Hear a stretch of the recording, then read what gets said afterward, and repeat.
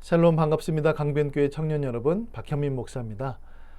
이번 주부터 웨인 맥 목사님이 쓰신 분노와 스트레스, 하나님의 방법으로 다스리기라고 하는 책을 중심으로 하여서 우리의 경건과 영적인 유익을 얻고자 합니다. 여러분, 우리는 코로나 시대를 살고 있습니다. 이 코로나로 인하여서 많은 생활의 불편함과 또 스트레스가 많이 있는 줄 압니다. 이러한 시대 속에서 우리가 받는 이 스트레스, 이 분노를 어떻게 하면 성경적으로 풀 것인가를 한번 곰곰이 진지하게 생각해 봤으면 좋겠습니다. 먼저 분노를 다루기 전에 스트레스를 먼저 다루도록 할 텐데요. 이거는 이제 시리즈로 나가는 거기 때문에 이번 주에는 스트레스 요인, 그 요인이 어디서부터 오는가를 한번 살펴보도록 하겠습니다. 여러분, 스트레스는 누구나 받습니다. 연령, 교육, 사회 상황, 성별, 경제적 지위, 이런 거와 상관없이 누구나 다 스트레스는 받습니다. 나이가 어리다고 하여서 안 받는 것이 아니고, 나이가 많다고 하여서 더 많이 받는 것이 아니라, 사람이라면 누구나 다 스트레스를 받게 되어 있습니다. 어린아이들, 젖먹이들도 역시 스트레스를 받죠. 배고파서, 또 기저귀가 축축해서, 때로는 잠을 자고 싶은데 잠을 잘 수가 없어서 스트레스를 받습니다. 이 아이들이 받는 이 스트레스는 굉장히 큰 것인데요. 이 어린 나이 때 이와 같은 스트레스를 잘 해소해 주지 않으면 커서 정서적으로 매우 큰 불안을 겪는다고 하니까 그들이 받는 스트레스를 우리가 어리다고 하여서 가볍게 치부할 수는 없을 것입니다. 자, 좀 크면 어떨까요? 커도 스트레스를 받죠. 학교 가는 거 전쟁터입니다. 또 공부하는 거, 아이들 공부하기 참 싫어하죠. 운동하는 거, 노는 건 좋아하는데 운동하는 건 또 싫어할 수 있습니다. 씻는 문제, 아이들 씻기 참 싫어하죠. 특별히 양치하는 거 참 싫어합니다. 저도 어렸을 때 보면은 그 양치하는 게 참 싫었어요. 그래서 일부러 그냥 오, 이 이렇게 소리를 내고 가짜로 이제 양치를 했던 경험이 있습니다. 그만큼 이제 스트레스를 받는 것이죠. 청년 여러분, 여러분들은 어떻습니까? 청년 때에는 스트레스를 안 받나요? 아니죠. 청년 때도 많은 스트레스를 받을 것입니다. 대학을 선택하는 문제, 자격증을 취득하는 것, 이성과 교제하는 것, 배우자를 선택하는 문제, 취업과 이직을 고민하는 것, 이와 같은 것들, 또 이 외에 많은 것들 때문에 우리는 스트레스를 받습니다. 정말로 많은 스트레스로 인하여서 어떤 친구들은 원형 탈모까지 생겨나기도 하죠. 우리가 흰머리가 자랄 때에도 다 그런 것은 아니겠지만은 스트레스를 많이 받으면 흰머리가 자란다. 그렇죠? 이러한 것도 있는데 젊은 친구임에도 불구하고 흰머리가 많은 경우들도 봅니다. 그러고 보면은 참 젊은 나이에 청년의 때에도 스트레스를 많이 받는 것을 우리가 알 수 있습니다. 이와 같은 스트레스 요인은 사람마다 다르고 나이마다 다릅니다. 그러나 그 스트레스를 받는다는 것, 그 경험 자체는 크게 다르지 않다는 거죠. 그러니까 청년들이 받는 스트레스나 어린아이들이 받는 스트레스나 그 스트레스는 동일한 스트레스다라고 하는 사실입니다. 자, 그러나 스트레스를 받는 것은 스트레스를 받는 것을 선택할 수 있는 사람은 아무도 없어요. 가끔 이제 병원에 가면 이렇게 의사가 처방을 합니다. 스트레스 받지 마십시오. 그러나 스트레스를 받지 않는 것은 우리의 힘으로 되지는 않는 것입니다. 그렇죠? 그러면 우리에게 남는 것은 무엇이죠? 받은 스트레스, 우리가 받은 그 스트레스를 어떻게 반응할 것인가? 그 스트레스에 어떻게 반응을 할 것인가? 그것이 우리에게 남아있는 숙제인 것입니다. 그 스트레스를 성경적으로 풀 것인가, 그 스트레스를 인간적으로 풀 것인가, 그것만 우리에게 선택으로 남아있게 되는 것이죠. 그래서 여러분, 스트레스에 여러분 정복 당하실 겁니까? 아니면 스트레스를 우리가 극복해야만 할까요? 당연히 우리는 스트레스를 극복해야만 할 것입니다. 자, 그러기 위하여서 스트레스에 정복당하지 않고 스트레스를 극복하기 위하여서 우리가 알아야 되는 것, 우리가 알아야 되는 것은 무엇일까요? 바로 어떨 때에 우리가 스트레스를 받을까? 그 스트레스의 요인의 근원을 우리가 살펴본다면 스트레스를 극복하는 데 많은 유익이 있을 것입니다. 여러분, 스트레스의 요인 중에 하나는 무엇이냐면 상황이나 환경 때문에 우리가 스트레스를 받습니다. 이를테면 약속 시간에 늦어요. 폭우나 폭설, 교통정체, 차량 고장으로 인하여서 이제 약속 시간에 늦어요. 근데 이제 그 약속 시간이 친구와의 그 약속이면은 그래도 좀 낫죠. 친구한테 이제 양해를 구하면 되니까요. 그런데 그 약속이 이를테면 면접이에요. 그 약속이 무슨 세미나 강연이에요. 그 약속이 이 약속을 지키지 않으면은 경제적으로 많은 손해를 봐요. 그런 약속이라면은 정말로 스트레스를 많이 받을 것입니다. 또 자연재해로 불안한 경우도 있죠. 이렇게 해서 스트레스를 받는 경우도 있습니다. 폭우, 폭염, 지진, 산사태, 태풍, 전염병 같은 경우가 그런 것이죠. 여러분, 요즘 같은 코로나 시대에는 정말로 스트레스를 많이 받습니다. 전염병, 그러니까 이 전염병이 우리 전염병에 걸렸을 때, 이 코로나가 걸렸을 때 그 죽음이라고 하는 그리고 또 그 호흡기에 들어갔을 때 여러 가지 이 우리 안에 몸에 안 좋은 영향들을 미치는 것 뿐만 아니라 내가 걸린 것이 나 혼자로 끝나는 것이 아니라 많은 사람들에게 전파된다는 것, 또 그것 때문에 또 직장, 학교, 친구들과의 관계, 신앙생활, 이것들로 인한 많은 제약들, 그렇죠? 이런 것들로 우리는 많은 스트레스를 받게 됩니다. 또 얼마 전에는 우리나라에도 참 기록적인 폭우가 있었습니다.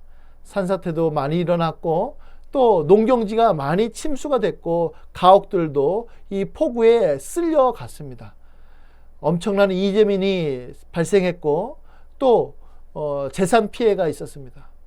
정말로 극심한 피해가 극심한 스트레스가 아닐 수 없는 것이죠. 또 때로는 우리가 원하는 대로 일이 풀리지 않는 경우도 많은 스트레스를 받습니다. 코로나 때문에 참 많은 사람들이 실직했습니다. 지금도 참 여러 가게들이 문을 닫는 경우들이 발생하고 있습니다. 또 그러지 않으면은 감봉당하는 경우도 있고 무급 휴직을 겪는 경우들도 있습니다. 또 폐업을 하기도 하고요. 또 교통사고를 당하기도 합니다. 이 이외에도 자신이 원하지 않는 자신이 원하는 대로 그 일이 풀리지 않기 때문에 스트레스를 받게 됩니다. 그렇죠? 정말로 상황과 환경이 우리에게 스트레스를 주는 것입니다. 이와 같은 스트레스의 요인은 자기가 직접적으로 제어하지 못하는 일들이 얽혀 있다는 특징이 있습니다. 그렇죠? 내가 어떻게 할 수가 없어요. 내가 잘하고 잘못하고의 문제가 아니라 환경적으로, 외부적으로 그와 같은 상황들이 펼쳐지기 때문에 받는 스트레스가 있습니다. 자, 두 번째는 무엇이냐면요. 우리의 한계와 결함 때문에 우리는 스트레스를 받습니다. 보통은 상대적으로 지금 하고 있는 일에 대한 실적이 신통치 않는 경우에 우리는 스트레스를 받습니다. 이를테면 다른 사람들과 비교하는 거예요. 다른 사람들과 비교해서 나는 조금 못난 거죠. 나는 조금 부족한 거예요. 그러면 스트레스를 많이 받습니다. 또 예전의 내 모습과 비교해서도 스트레스를 받습니다. 자, 그러니까 나는 이를테면은 90점을 맞았어요. 그 90점을 맞았는데 90점이면 잘 봤죠. 그러나 내 주변이 100점이 가득한 거예요. 100점짜리 사람들로 가득한 거예요. 그러면 상대적으로 많은 스트레스를 받아요. 그런데 내가 과거에 90점을 받았는데 지금은 여러 가지 이유로 인하여서 80점, 70점, 60점 이렇게 점수를 받으면 이거 참 스트레스죠. 여기 보니까 노화. 여러분 참 늙는다는 거는 서럽습니다. 늙는 거는요 이게 참 마음이 어려워요. 그래서 예전에는 가능했던 것, 예전에는 뭐 별거 아니었던 것, 예전에는 밤새는 것이 문제가 되지 않았는데 나이가 들수록 그것이 힘들어짐에 따라서 받는 스트레스는 또 이것이 상당합니다. 자, 또 하나 세 번째로서 다른 사람들과의 관계로 인하여서 얻는 스트레스가 있습니다. 여러분, 교회에 가기 싫은 사람의 이야기를 한 번쯤은 들어봤을 텐데요. 이제 어떤 사람이 이제 어머니한테 어머니 교회 가기가 싫습니다. 왜 싫으냐? 교회 가니까 사람들이 저를 무시하고 또 따뜻하게 대해주지도 않고 사랑이 없는 것 같아요. 전 정말로 너무 큰 스트레스예요. 라고 이렇게 어머니한테 얘기했답니다. 그러니까 어머니께서 아들한테 아들아 너는 교회에 가야만 한다. 교회에 가야 되는 이유는 단 하나다. 바로 너가 목사이기 때문이다. 라고 하는 이야기가 있습니다. 참 우스운 이야기죠. 그러니까 여러분 이제 목회자들도 정말로 많은 스트레스를 받아요. 특별히 인간관계에 있어서 성도들을 대할 때에 쉽지 않은 거죠.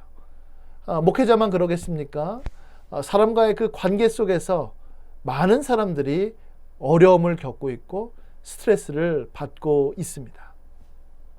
좋은 관계를 이루고 유지하려면요 상당한 수고가 필요합니다. 그렇죠? 예, 맞습니다. 친구와 잘 지내다가도 내가 잘못했든지 상대방이 잘못했든지 관계가 틀어지게 되면은 그것을 수습하는 데 있어서는 많은 노력이 필요합니다. 마태복음 5장 9절에 보니까 화평케 하는 자는 복이 있나니 저희가 하나님의 아들이라 일컬음을 받을 것이며 라고 예수님께서 말씀하셨습니다. 그러니까 화평케 하는 것이 얼마만큼 어려우면 그것이 복이며 하나님의 아들이라고 불릴 만큼 그것은 굉장히 높은 수준의 덕목이다라고 하는 것을 우리가 알 수 있죠. 에베소서 4장 3절 말씀에 보면 평안에 매는 줄로 성령에 하나 되게 하신 것을 힘써 지키라 라고 말씀하고 있습니다. 얼마나 하나 되게 하는 것, 분열, 갈등, 반목하는 것에 반대되는 하나 되게 하는 것이 얼마나 힘들면은 힘써 지키라 라고 이렇게 표현하고 있습니까? 그만큼 우리는 그 다른 사람들과의 그 관계를 맺는 것이 참으로 힘들고 어려운 것이죠. 그래서 청교도 목사님 중에 존 트랩이라고 하는 목사님이 이런 말을 했습니다. 두 명의 죄인이 한 자리에 있는데 서로 다투지 않는 경우는 부싯돌 둘을 맞부딪혔는데도 불꽃이 일어나지 않을 수 있는 경우만큼이나 가능성이 없다라고 이렇게 되어 있습니다. 우리가 잘 아는 대로 그 부싯돌을 튕기면 당연히 불꽃이 일어납니다. 쉽게 불꽃이 일어나요. 그런 것처럼 우리는 다 죄인입니다. 다 연약하고 다 부족하고 죄악된 욕망들이 우리 안에서 넘쳐납니다.